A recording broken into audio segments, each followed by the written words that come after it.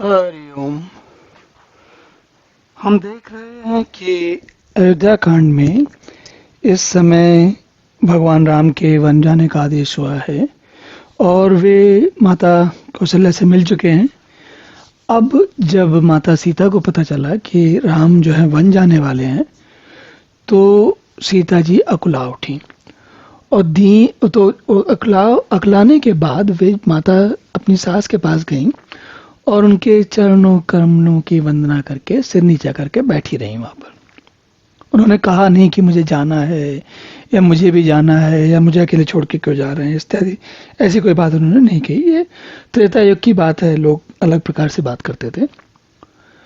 दीन असीस सासु मृदुबानी अति सुकुमार देख अकुलानी, बैठ नमित मुख सोचती सीता रूप राशि पति प्रेम पुनीता। सास ने कोमल वाणी से आशीर्वाद दिया, सीता बहू को अपने आशीर्वाद दिया और सीता जी को अत्यंत सुकुमारी सीता जी को देखकर व्याकुल उठी। सुकुमारी से यहाँ दोनों ही तात्पर्य हैं। अभी किसी स्त्री को पता चले कि उसका पति वन जाने वाला है, वन जाने का अर्थ क्या है भाई? वन जाने का अर्थ ये है कि एक तो विछोह होगा और दूसरी चीज वन में प्राणघातक हमला हो सकता है, मृत्यु हो सकती है।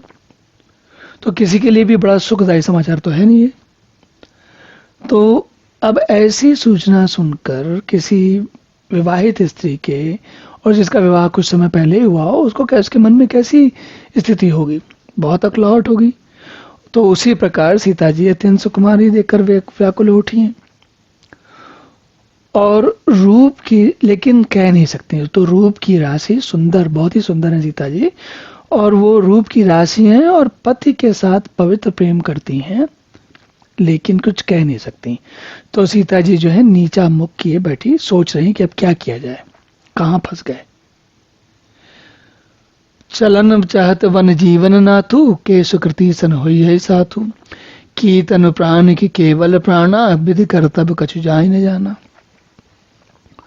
तो सीता जी क्या सोच रही हैं कि भाई प्राणनाथ स्वामी, उनके पति भगवान राम जो है वो तो जंगल वन जाना चाह रहे हैं और अब ये सोच रही कि क्या होने वाला, इसका क्या अर्थ है? अगर ये वन चले जाएंगे तो अब इनसे मिलन मेरा इस जन्म में होगा कि अगले जन्म में होगा, नहीं पता उनको। कह रही शरीर और प्राण दोनों साथ जाएंगे या केवल प्राण से इनका साथ होगा? शरीर और प्राण दोनों साथ जाएंगे, इसका अर्थ हुआ कि वो उनके साथ बन जाएंगे। और केवल प्राण से मतलब कि अब हम प्राण त्याग दे देंगे अगर चले गए राम तो जंगल में, वन में। तो सीता जी मन में ये बात सोच रही हैं। कह रही कि विधि कर्तव्य कुछ जाई न जाना। कह रही विधि का कर्तव्य कुछ जाना नहीं जानता कि विधि क्या करेगी। चारु चरण नख लेखति धरनी, नूपुर मुखर मधुर कवि भरनी, मनोह प्रेम बस बिनती करहीं, हम सी पति जनी परिहरहीं। तो अपने चरणों से, अपने पैरों से, पैर के पंजे से जो है वो जमीन को कुरेद रही हैं, बैठे बैठे वहां पर सोच रही चिंता में। और सीता जी अपने सुंदर चरणों के नख से धरती कुरेद रही हैं। ऐसा करते समय उनके जो नूपुर हैं वो झंझना रहे हैं, बज रहे हैं। और कवि जो है कहता है कि नूपुर की जो ध्वनि है कुछ ऐसी हो रही जैसे लगता है कि वो कह रही हो कि भाई सीता जी के चरण कभी हमारा त्याग ना करें। मतलब नूपुर जो है वो हमेशा सीता जी के साथ रहे। तो यहाँ कवि जो है नूपुर के बहाने से सीता जी की बात कह रहे हैं। क्या कह रहे हैं कि सीता जी चाहती हैं कि अब जो है राम से उनका विछोह ना हो। और ये हम सभी जानते हैं, बड़ी स्वाभाविक स्थिति है। सभी पति पत्नी के बीच में ऐसी स्थिति होती है। इनके बीच में निर्मल प्रेम हो वहां तो बिल्कुल बहुत अधिक तक ये ऐसा ही होता है। मंजू बिलोचन मोचति बारी, बोली देख राम महतारी, तात सुनहु सिय अति सुकुमारी, सास ससुर परिजन ही प्यारी। अब मंजू बिलोचन, मंजू मतलब सीता जी सुंदर के नेत्रों से जल की धारा बह रही है। उनकी दशा देखकर माता कौशल्या कहती हैं रामचंद्र जी से कि हे तात, सीता तो हैं जो बहुत ही अत्यंत सुकुमारी हैं और सास ससुर और कुटुंब सभी को प्यारी हैं। तो अब इसमें दोनों बातें होती है। एक तरफ से तो कुमारी हैं तो उनको वन नहीं जाना चाहिए, दूसरी तरफ सास ससुर कुटुंब सभी को प्यारे हैं, इसका मतलब अगर तुम इनको साथ नहीं, ये यहीं रहेंगे तो हम सब इनका ख्याल रखेंगे, ये हमें प्यार करती हैं, हम सब इनको प्यार करते हैं। तो दोनों तरफ से कोई ऐसी समस्या नहीं है। पिता जनक भूपाल मन, ससुर भरन कुलभान, पति रवि कुल कह रवि विपन, विदुगुण रूप निधान। इनके पिता जनक जी राजाओं के शिरोमणि हैं, ससुर सूर्य कुल के सूर्य हैं, और पति सूर्य कुल रूपी कुमुद वन को खिलाने वाले चंद्रमा तथा गुण और रूप के भंडार हैं। तो उन्होंने सारे तीनों, जो सीता जी के जीवन में तीन अलग अलग पुरुष हैं, एक पिता, एक ससुर और एक पति, तीनों के बारे में बताया दिया कि तीनों एक से बढ़कर एक हैं। मैं पुनिपुत्र बधू प्रिय पाई, रूप रास गुणशील सुहाई, नैन पुतर करी प्रीति बढ़ाई, राख्यूं प्राण जान के ही लाई।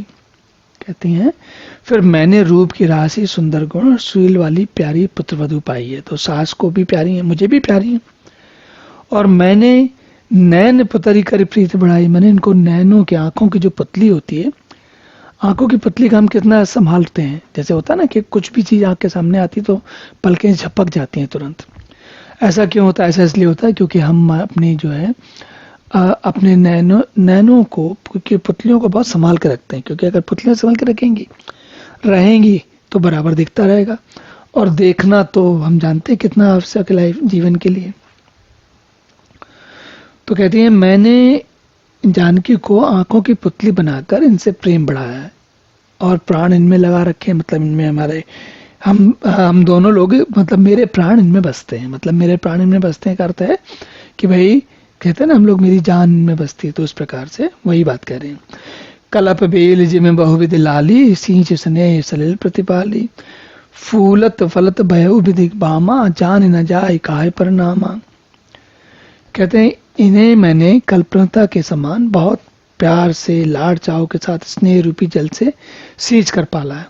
अब इस लता के फलने फूलने के समय विधाता वाम हो गए, कुछ जाना नहीं जाता कि इसका क्या परिणाम होगा। और पलंग पीठ तजी गोद हिंडोरा, सेन दीन पग अवन कटोरा, जीन मूर जिम जोगवत रहियों, दीप बात नहीं टारन कहियों। सीता ने पलंग के ऊपर से गोद और हिंडोले के छोड़कर कठोर पृथ्वी पर भी पैर नहीं रखा।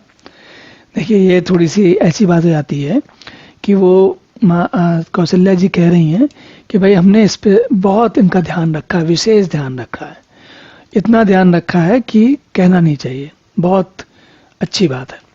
तो वो ये कहती हैं कि हम सभी ने इनका बहुत ध्यान रखा है और इन्होंने कभी भी कोई कठिनाई जीवन में नहीं झेली है। मैं सदा संजीवनी जड़ी के समान इनकी रखवाली करती रही हूँ। और दीप बात नहीं टारन कहूँ, दीप की बत्ती, जो जैसे दीप आज के समय में तो बिजली होती है, लेकिन उनके समय तो बिजली थी नहीं, तो उनके समय में दीप जलते थे। तो कहते हैं दीप की बाती को बंद करके दीप बुझाने तक के लिए मैंने कभी इनसे कोई काम नहीं कहा, छोटा से छोटा काम भी नहीं कहा कभी। और सोई से चलन चाहती बनसाता, आय सुखा होई रघुनाथा, चंद किरण रस रसिक चकोरी, रवि रुख नयन सकई की मिजोरी। तो माता जो है समझ गई बात, कहती हैं वही सीता अब तुम्हारे साथ वन जाना चाहती, चलना चाहती है। तो हे रघुनाथ, आय सुखाय हो रघुनाथा, तो रघुनाथ तुम्हारी क्या आज्ञा है। चंद किरण रस रसिक चकोरी, रवि रुख नयन सकई की मिकोरी। चंद्रमा की किरणों का रस अमृत चाहने वाली चकोरी सूर्य की ओर आंख किस तरह मिला सकते हैं।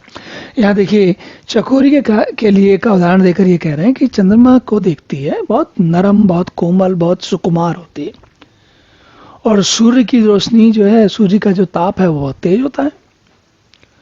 तो कह रहे हैं कि सूर्य की जो ताप है, सूर्य की ओर कैसे देखेगी चकोरी, मतलब सीता जंगल में वन की का जीवन है, उसको कैसे झेल पाएंगी, हो सकता है क्या ऐसा। तो ये कह के माता कौशल्या जो है भगवान राम से पूछ रही है कि इनके बारे में क्या तुम्हारा विचार, इनको ले आना चाहते हो कि छोड़ना चाहते हो। चलिए अब अगले सत्र में पुनः देखते हैं कि भगवान इस बारे में उनके अपने कैसे विचार व्यक्त करते हैं। तब तक के लिए हरि ओम।